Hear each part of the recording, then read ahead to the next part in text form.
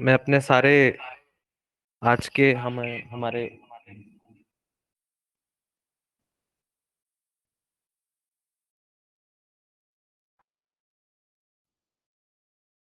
माफ कीजिएगा। आज के हमारे सारे उपलब्ध हमारे पार्टिसिपेंट्स को मैं बहुत धन्यवाद देना चाहता हूं कि वो आज अपना कीमती समय निकाल कर हमारे इस सेशन में आज आए हैं। और एनसीडीएक्स की तरफ से इन्वेस्टर एजुकेशन प्रोग्राम में आज का जो हमारा विषय है वो है कमोडिटी इंडाइसेस, जहां पर हम कमोडिटी इंडाइसेस जो एक नया सेबी ने अप्रूव किया हुआ इंस्ट्रूमेंट है, जहां पे आप अपना निवेश और अपने आप को हेज कर सकते हैं इस इंस्ट्रूमेंट की वो वजह से कमोडिटी मार्केट में, उसके ऊपर हम जानकारी लेंगे। आज मैं पुनीत छबिले एनसीडीएक्स की तरफ से आज का आपका स्पीकर रहूंगा। आज का हमारा सेशन ऑडियो और वीडियो मोड में रहेगा, जहां पे आप सुन और देख पाएंगे। आपका इस सेशन के दौरान अगर कोई प्रश्न प्रस्तुत होता है तो वो आप अपने Q&A टैब में लिख सकते हैं। सेशन के अंत में हम पूरी कोशिश करेंगे कि आपके सारे सवालों का जवाब दिया जाए। तो ज़्यादा समय ना लेते हुए मैं आज का सेशन शुरू करता हूँ। सबसे पहले हम देखेंगे कि कमोडिटी डेरिवेटिव्स इकोसिस्टम क्या है। एक्चुअल में कमोडिटी डेरिवेटिव्स का ये जो पूरा मार्केट है वो किस प्रकार से बना।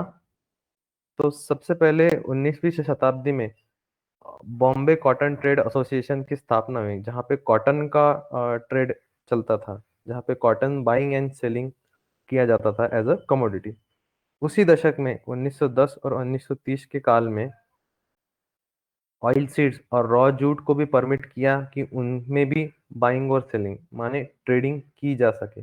पर यह सारे ट्रेडिंग फॉरवर्ड कॉन्ट्रैक्ट में होती थी, जहाँ पे आपको सिर्फ लेना है और देना है, जहाँ पे कोई इस सौदे में कितनी क्वांटिटी होगी, क्या क्वालिटी होगी, क्या टाइम स्पेसिफाई होगा, ये सब नहीं देखा जाता था। तो इन सब को रेगुलेट करने के लिए 1953 में फॉरवर्ड मार्केट कमीशन नाम की संस्था को स्थापन किया गया, जो इस विषय में सारा संस्थान देखती थी।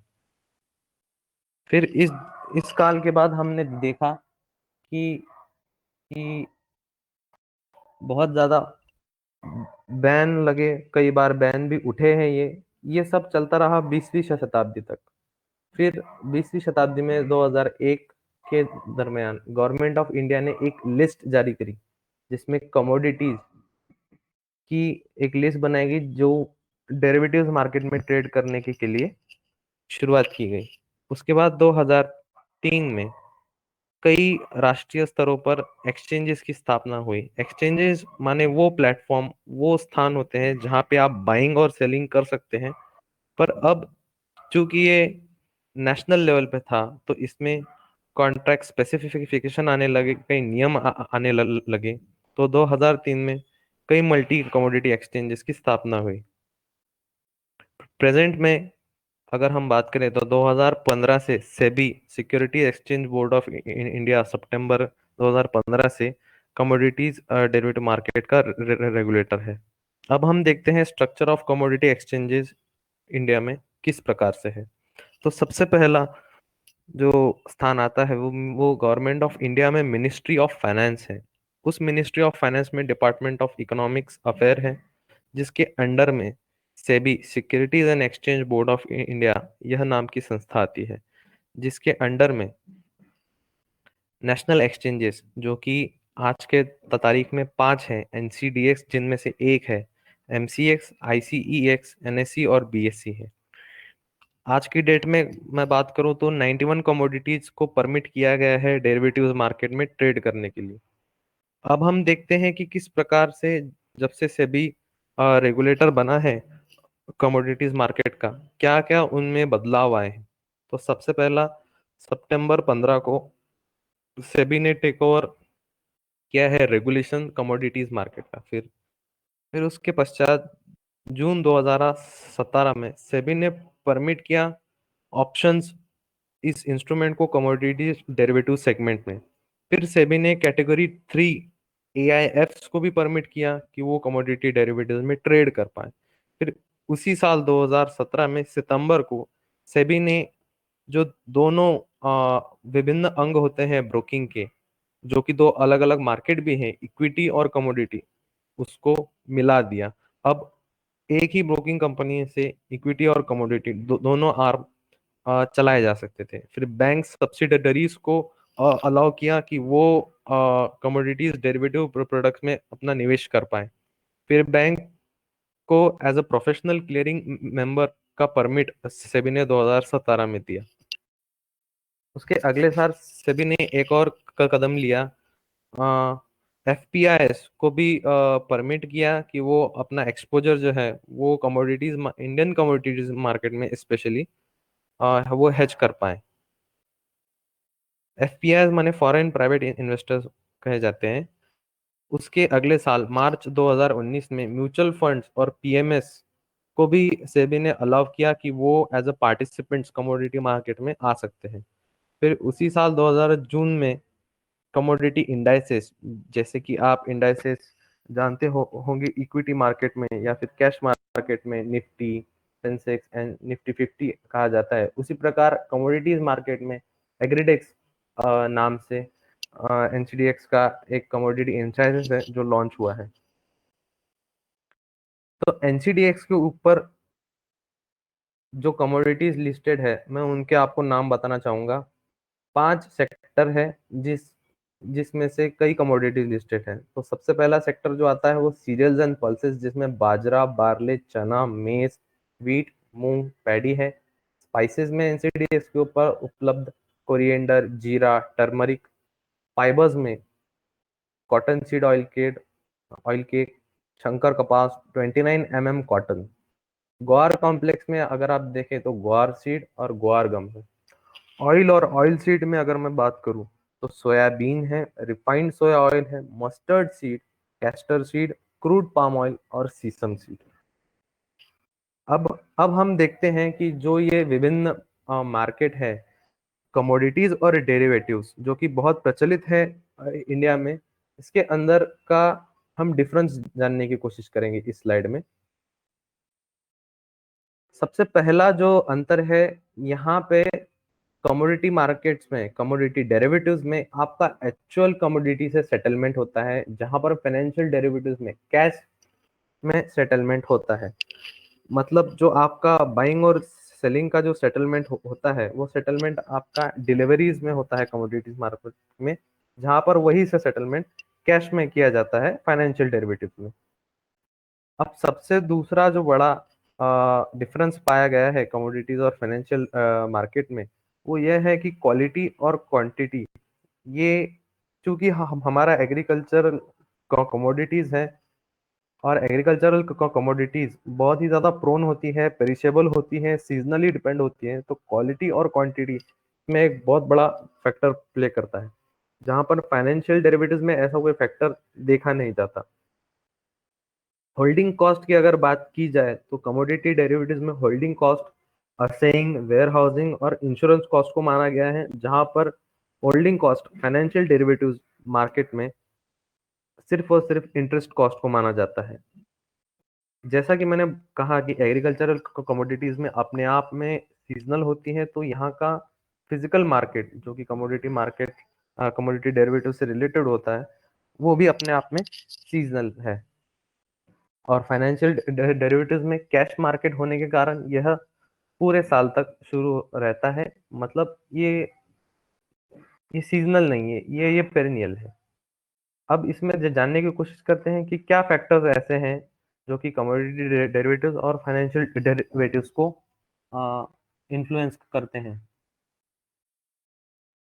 सबसे पहला जो फैक्टर है वो है demand and supply. Commodities market में डिमांड और सप्लाई का फैक्टर अपने आप में एक विशिष्ट स्थान रखता है। इंपोर्ट एक्सपोर्ट के रेगुलेशंस बहुत मायने रखते हैं। फिर गवर्नमेंट का इंटरवेंशन कमोडिटीज में।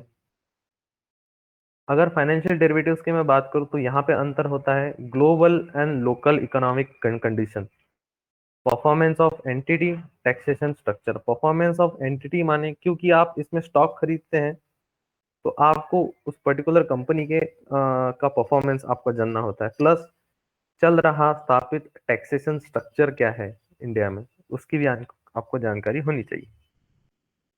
अभी हम आते हैं एग्रीडेक्स के ऊपर, जो हमारा आज का विषय है। एग्रीडेक्स एक कमोडिटी इंडाइसेस है जो कि एनसीडीएस की तरफ से भारत में सबसे पहला return based agricultural future index है। इसमें 10 हाईली लिक्विड कमोडिटीज जो एनसीडीएस की प्लेटफॉर्म पे ट्रेड होता है, उसका ये संगम है एग्रीडेक्स। तो अब जानते हैं इसके कुछ की फैक्टर्स। तो सबसे पहला, जैसा मैंने आपको बताया कि इसमें 10 कमोडिटीज होती हैं, तो इसके कंपोनेंट्स क्या है? The commodities are selected based on liquidity on the exchange platform. तो जो 10 कमोडिटीज इसमें ऑलरेडी है, वो कमोडिटीज हाईली लिक्विड है अपने आप में, क्योंकि वो एक्सचेंज पे ज्यादा पैमाने में ट्रेड की जाती है।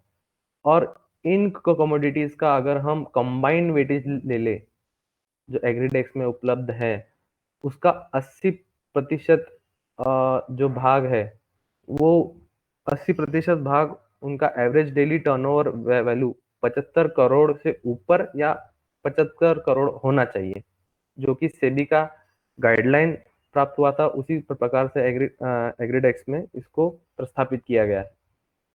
अगर हम वैल्यू वेटेज की बात करें तो 50/50 वेटेज दिया गया है। और ये 50/50 वेटेज इस प्रकार से है कि एवरेज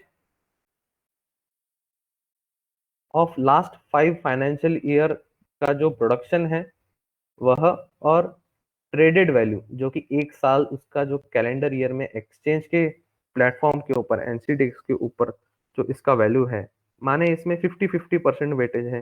5 साल का फाइनेंशियल ईयर में इसका प्रोडक्शन एवरेज क्या है, प्लस ट्रेडेड वैल्यू क्या है एक साल में कैलेंडर ईयर में एक्सचेंज के ऊपर।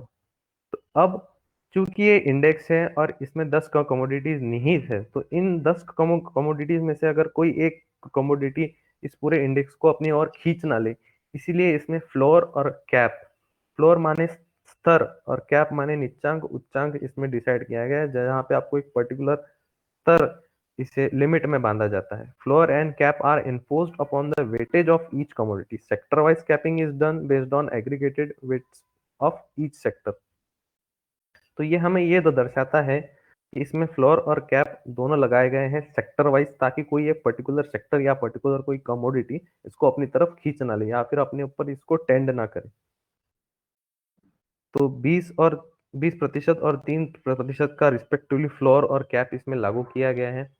मैं अपने अपने पार्टिसिपेंट्स को बताना चाहूंगा कि इसका रीबैलेंसिंग हमने जब एग्रीडेक्स एनसीडीएक्स के प्लेटफॉर्म पे शुरू हुआ था, मई मई से ये शुरू हुआ है। तो इसमें हमने 1000 बेस वैल्यू रखा था। तो हर साल के 1 अप्रैल को ये एनुअली रीबैलेंस होता है। Reselection of commodities and reassignment of weights is done based on the criteria listed, जो कि सेबी की तरफ से आता है। तो ये रीबैलेंसिंग इसलिए किया जाता है ताकि हर साल जो इंडेक्स है ये अपने आप में बहुत ही ज्यादा स्थिर रहे और फ्लक्चुएट ना करे। और इसका रोल ओवर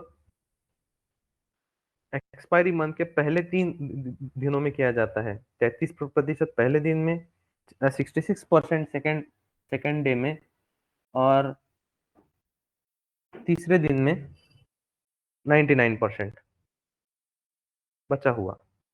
और कमोडिटीज का सिलेक्शन, अब कमोडिटीज जैसा कि मैं आपको बार बार बता रहा हूँ, ये अपने आप में एक बड़ा स्थिर है और बड़ा ही फाइनेंशियल प्रोडक्ट है।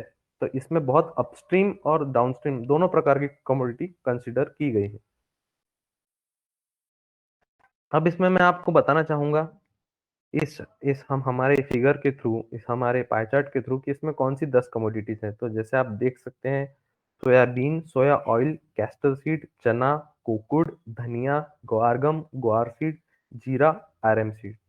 अब इस पाई चार्ट में आपको इसके कंपोनेंट्स भी दिख रहे होंगे, प्लस इनका परसेंटेज, जो एग्रीडेक्स में इन सारे कमोडिटीज का क्या परसेंटेज है। तो 18.43 जो कि हाईएस्ट है वो सोयाबीन का है। और जैसा कि आप देख सकते हैं, लोएस्ट जो है वो जीरा का है, 3.89%। अब हम जानते हैं इसका वोलेटिलिटी क्या है। और ये वो वोलेटिलिटी 12 अक्टूबर 2020 तक के लिए हमने लिया है इसमें। तो आप देख सकते हैं कि अगर हम इसकी एनुअलाइज वोलेटिलिटी देखें 4 महीनों की पिछले, तो 10.91% इसकी वोलेटिलिटी मानी गई है। तो इस कारण से इसके ऊपर जो कि पिछले 6 से 7 महीनों में इसने पॉजिटिव ही अपने आप में एक अच्छा स्तर दिखाया है मार्केट को। तो यह अपने आप में इस स्लाइड से हमें पता चलता है कि कितना अच्छा प्रोडक्ट है, फाइनेंशियल प्रोडक्ट है जहां पे आप निवेश और हेज दोनों कर सकते हैं। अब हम कुछ चार्ट्स देखते हैं। ये चार्ट्स इसलिए इम्पोर्टेंट है ताकि इसका हमें निवेश के रूप से इसका और अपने आप को एक एजुकेट करने के लिए इसका एक प्रारूप दे पाए। तो इंडस्ट्रियल प्रोडक्ट जो भी यूज होते हैं, इंडस्ट्रियल कमोडिटीज जिसे हम कहते हैं, वो ग्वार गम, कैस्टर और ग्वार सीड, उनके साथ इसका रिलेशन कैसा है।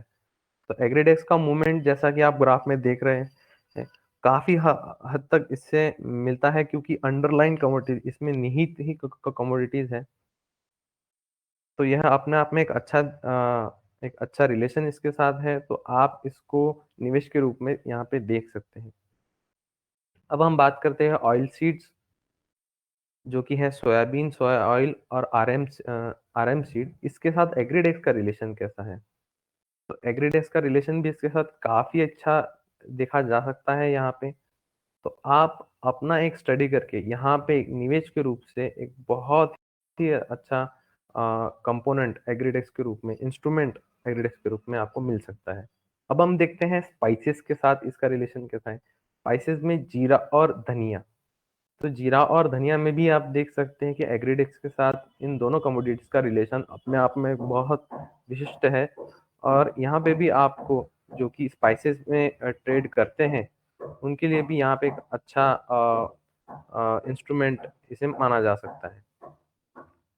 इस स्लाइड में हम देखेंगे कि एग्रीडेक्स का जो इसके अंदर निहित जो 10 कमोडिटीज है उनके साथ कोरिलेशन कैसा है।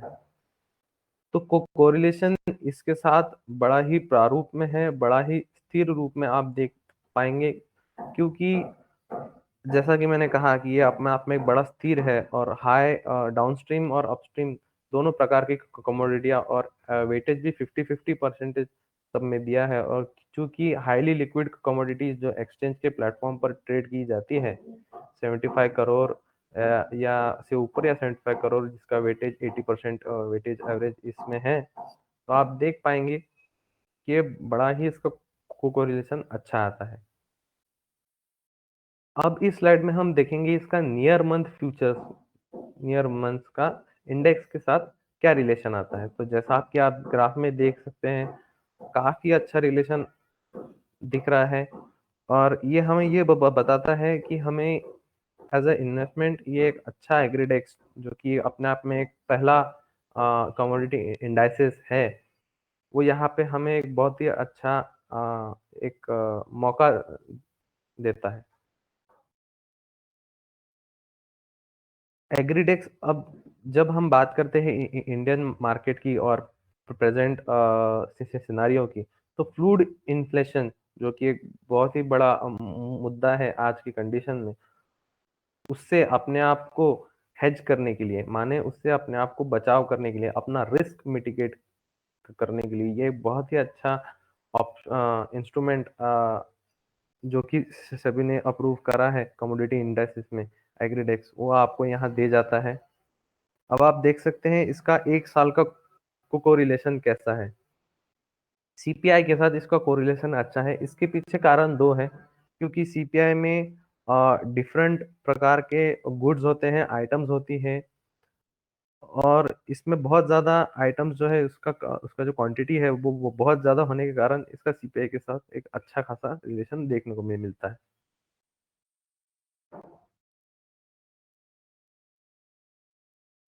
जो कि सीपीआई कंज्यूमर प्राइस इंडेक्स है और होलसेल प्राइस इंडेक्स है, जो कि फूड इन्फ्लेशन को डिटरमाइन करते हैं। मैं अपने दर्शकों को बताना चाहूंगा कि food index, consumer price index में जहां पर कंज्यूमर्स की बास्केट में जो फूड इंक्लूड होता है उसको ज्यादा महत्व दिया जाता है, जबकि मैन्युफैक्चरिंग गुड्स को ज़्यादा महत्व दिया जाता है होलसेल प्राइस इंडेक्स में, जो कि होलसेल बास्केट में पाए जाते हैं। अब एग्रीडेक्स का कंज्यूमर फूड प्राइस इंडेक्स के साथ क्या रिलेशन है, ये इस ग्राफ से हमें पता पता चलता है। तो कंज्यूमर फूड प्राइस इन्फ्लेशन के साथ एग्रीडेक्स का एक बहुत ही बढ़िया रिलेशन देखने को मिल सकता है यहाँ पे, चूँकि अपने आप में ये एक बहुत अच्छा इंस्ट्रूमेंट है, और जैसा कि मैं कह रहा हूँ ये फूड इन्फ्लेशन को हेज करने के लिए अपने आप में एक अच्छा टूल यहाँ पे माना जा सकता है। अगर हम कंज्यूमर फूड प्राइस इन्फ्लेशन के साथ, जो कि रूरल और अर्बन दोनों विभागों में अगर हम देखें, तो इसके साथ भी इसका काफ़ी अच्छा रिलेशन आ रहा है। अच्छा रिलेशन इसका सबसे ज़्यादा रूरल के साथ आ रहा है, क्योंकि मोस्ट ऑफ जो कमोडिटीज़ जो डील होती है वो रूरल में इसका ज़्यादा उपयोग होता है। तो रूरल जो हमारे इन्वेस्टर्स हैं, उनके लिए भी काफ़ी अच्छी यहाँ पे एक इंस्ट्रूमेंट उभर के आता है एग्रीडेक्स, अपने आप को हेज करने के लिए फूड इन्फ्लेशन से। अब हम होलसेल प्राइस इंडेक्स, जो कि फूड के साथ निहित होता है, उसके साथ इसका रिलेशन देखते हैं। तो इसके साथ भी काफ़ी अच्छा इसका रिलेशन है। तो यहाँ पर भी एक अपने आप में एक बहुत सही इंस्ट्रूमेंट उभर के आता है। अब हम देखते हैं कि एग्रीडेक्स का अदर इंडेक्सेस, जो other asset classes financial product हैं, उनके साथ रिलेशन कैसा है। तो Nifty 50, Nifty bank, Sensex, silver और एमसीएक्स, गोल्ड एमसीएक्स, इस सब के साथ इनका रिलेशन नहीं है, इतना ज़्यादा कोरिलेशन नहीं है, जो कि हमें ये बताता है कि ये अपने आप में इंडिपेंडेंट है, और सिर्फ़ कमोडिटीज़ के ऊपर डिपेंडेंट है। तो किसी और इंडेक्स का एग्रीडेक्स के ऊपर कोई परिणाम देखने को नहीं मिलेगा। तो यहाँ पे अपने आप में आपको एक एक स्थान मिलता है कि आप केवल अपने आप को कमोडिटीज़ मार्केट में और एक अच्छा अपने रिस्क को मिटिगेट करने के लिए, और अपना जो इन्वेस्टमेंट पोर्टफोलियो है, जो आपका इन्वेस्टमेंट बास्केट है, उसको डाइवर्सिफ़ाई करने के लिए एक एक अच्छा ऑप्शन आपको एग्रीडेक्स के रूप में यहाँ मिल मिल जाता है। अब हम जानते हैं एग्रीडेक्स के कुछ बेनिफिट्स, जैसा कि ये एग्रीडेक्स 10 कमोडिटीज़ जो कि हाइली लिक्विड है एनसीडीएक्स के प्लेटफ़ॉर्म पे। सो ये आपको एक ओवरऑल डायरेक्शनल इंडिकेटर के रूप में आपको यहाँ अ बताता है कि कमोडिटीज मार्केट का क्या रुख है अपने आप में। जैसे कि हम सेंसेक्स या फिर निफ्टी 50 को देख के हम ये बता सकते हैं कि मार्केट किस प्रकार है। तो यहाँ पे आप एग्रीडेक्स को देख के बता सकते हैं कि कमोडिटीज मार्केट किस प्रकार से है। जैसा कि मैंने अपनी पिछली स्लाइड में कहा, ये आपके इन्वेस्टमेंट बास्केट को डिवर्सिफाई करने के लिए एक बहुत अच्छा प्रोडक्ट है। प्लस आपको यहाँ पे एग्रीडेक्स के साथ एस्टिमेशन ऑफ रिस्क भी पता चलता है, क्योंकि ओवरऑल डायरेक्शनल इंडिकेटर है। प्लस आप इसकी मदद से एक सिस्टमैटिक एक स्ट्रेटेजिक रिस्क भी ले सकते हैं। जैसा कि मैंने पिछली अपनी स्लाइड में बताया, अदर एसेट क्लासेस के साथ इस एग्रीडेक्स का ज़्यादा कोरिलेशन नहीं देखा गया है। तो ये अपने आप में एक इसका बेनिफिट है। एग्रीडेक्स की जो बेंचमार्किंग है वो बहुत ज़्यादा इफ़ेक्टिव है, इसका कैलकुलेशन रियल टाइम होता है, और एनएससी इंडाइसेस लिमिटेड, जो कि एक बहुत प्रचलित संस्था है इंडाइसेस को प्रमाणित और इंडाइसेस को रेगुलेट करने के लिए, तो प्रोफेशनली मेंटेन किया है एनएससी ने इस एग्रीडेक्स को। अब एग्रीडेक्स फ्यूचर ट्रेडिंग में जैसा कि आप देख सकते हैं कि ये कैश सेटल्ड है, नो नो डिलीवरी प्रोडक्ट है, इसमें डिलीवरी नहीं लगती, ये आपको कैश सेटल्ड है। तो इसमें आप short term hedging, short term scalping, overall directional ले सकते हैं, इंडेक्स आर्बिट्राज कर सकते हैं, कैलेंडर स्प्रेड की आपको अपॉर्चुनिटी मिल जाती है। आप एग्रीडेक्स की सहायता से परफॉर्मेंस एनालिसिस कर सकते हैं कई सारी कमोडिटीज का, और एक सिस्टमैटिक रिस्क यहाँ पे आप उठा सकते हैं।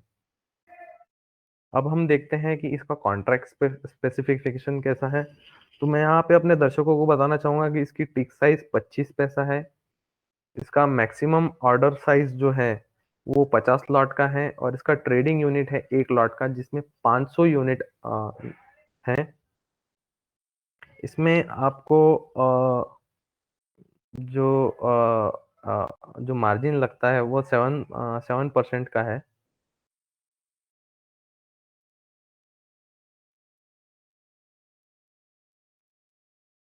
अब हम देखते हैं एनसीडीएक्स का लॉन्च कैलेंडर। तो एनसीडीएक्स का जो एग्री इंडेक्स का जो कि एग्रीडेक्स है, अ, उसका यहाँ पे आपको लॉन्च कैलेंडर दिख रहा है, जिससे आपको पता चल सकता है कि कौन से महीने में कॉन्ट्रैक्ट्स लॉन्च हो रहे हैं। जैसा कि हमारा इस मंथ का भी एक कॉन्ट्रैक्ट नवंबर मंथ का एक्टिव है।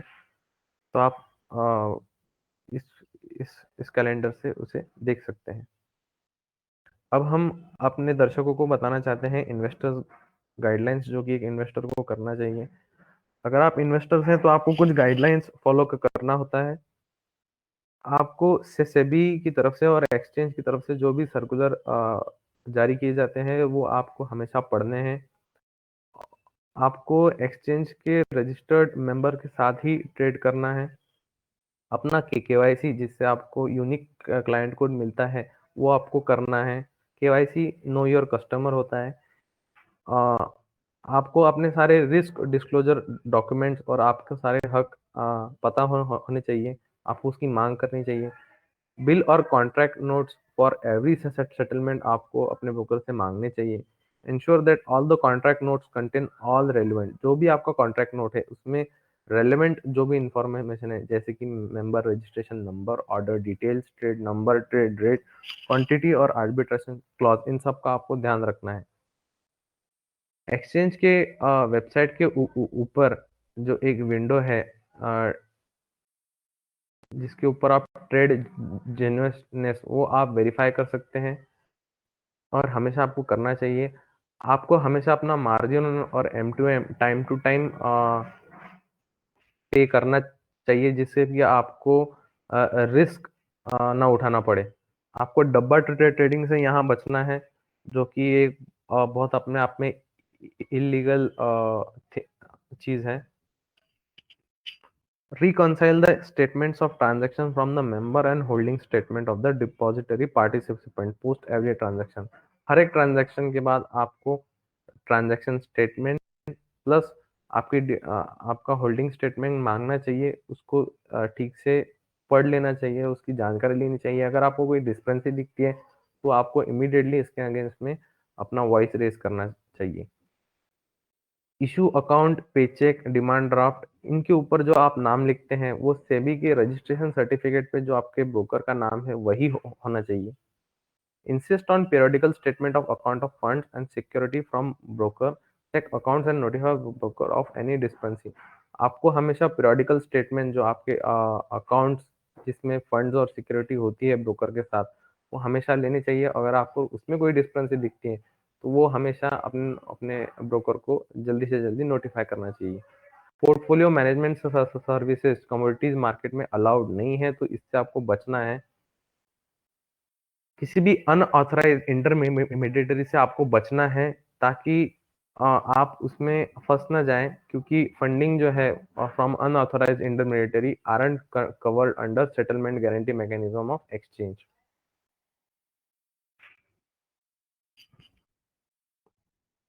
अब कुछ चीजें ऐसी देखते हैं जो हमें नहीं करनी है।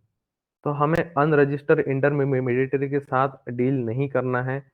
जो लिस्ट उपलब्ध है एक्सचेंज के ऊपर मेंबर्स की, उन्हीं के साथ हमें डील करना चाहिए। ऑफ मार्केट ट्रांजैक्शन हमें नहीं करना चाहिए। जो भी अलोरिंग एडवर्टाइजमेंट होती है, जैसे कि आपको इतना परसेंट आपको रिटर्न मिल जाएगा, इस प्रकार का कोई अगर वादा करता है तो इन आपको इन सब में नहीं पड़ना है। अ, आपको हमेशा रिस्क डिस्क्लोजर क्लॉज पढ़ के ही अपना ट्रेडिंग स्टार्ट करना है। हमेशा रिस्क डिस्क्लोजर डॉक्यूमेंट्स को पढ़े, तभी जाकर आगे कोई भी कदम उठाएं। अनसाइंड या डुप्लीकेट कॉन्ट्रैक्ट नोट आपको एक्सेप्ट नहीं करना है। किसी भी मार्केट रूमर को आपको एंटरटेन नहीं करना है। हमेशा अपना नॉलेज अपनाएं, अपना एनालिसिस करें। Don't let risk against position accumulate beyond your capacity to bear. जितना आपका रिस्क एपेटाइट है, जितनी आपकी क्षमता है रिस्क को झेलने की, उतना ही अपना पोजीशन आप क्रिएट करें, ताकि आपको बाद में इससे दिक्कत ना हो। आपको किसी भी एक्सप्लिसिट या इम्प्लिसिट प्रॉमिस किसी भी एडवाइजरी, इन्वेस्टमेंट या एनालिसिस्ट या फिर एक्सपर्ट से जो मिलता है उसके ऊपर भरोसा नहीं करना चाहिए। प्लस आपको अपना एक दिमाग लगाना चाहिए, प्लस अपना एक स्टडी करना चाहिए। हमेशा अपने फाइनेंशियल और कॉन्ट्रैक्चुअल ऑब्लिगेशन जो भी आपको आपके ऊपर आपकी ज़िम्मेदारियाँ हैं, चाहे वो फाइनेंशियल हो, चाहे वो कॉन्ट्रैक्चुअल हो, उसका हमेशा ट्रैक रखना चाहिए और हमेशा टाइम पे पूरा करना चाहिए। जैसा कि मैं पहले भी कहा है, don't go by reports, prediction, तो उससे आपको बचना है। आपको अपना एनालिसिस, अपना स्टडी करना चाहिए। तो आ गए हैं हम अपने इस सेशन के अंत में। यदि आपको कोई क्वेश्चंस हो तो प्लीज़ अपने Q&A टैब में लिखिए ताकि हम उसका आंसर दे पाएँ।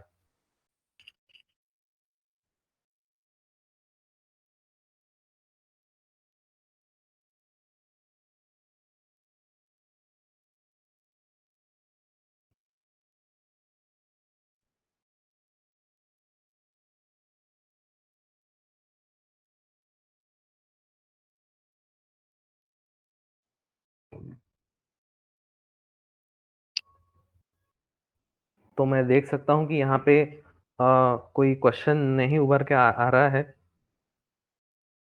तो मैं धन्यवाद देना चाहूँगा अपने सारे पार्टिसिपेंट्स का कि उन्होंने अपना कीमती समय निकाला और आज इस सेशन को अटेंड किया। और हमारे इन्वेस्टर एजुकेशन प्रोग्राम की तरफ से ऐसे बहुत से एजुकेशनल वेबिनार चलते रहते हैं। मैं अपने पार्टिसिपेंट्स से दरख्वास्त करूँगा कि वो हर एक वेबिनार में पार्टिसिपेट करें ताकि उन्हें कमोडिटीज मार्केट के ऊपर ज़्यादा से ज़्यादा जानकारी हो। और इसी के साथ मैं अपना आज का सेशन समाप्त करता हूँ। बहुत बहुत धन्यवाद।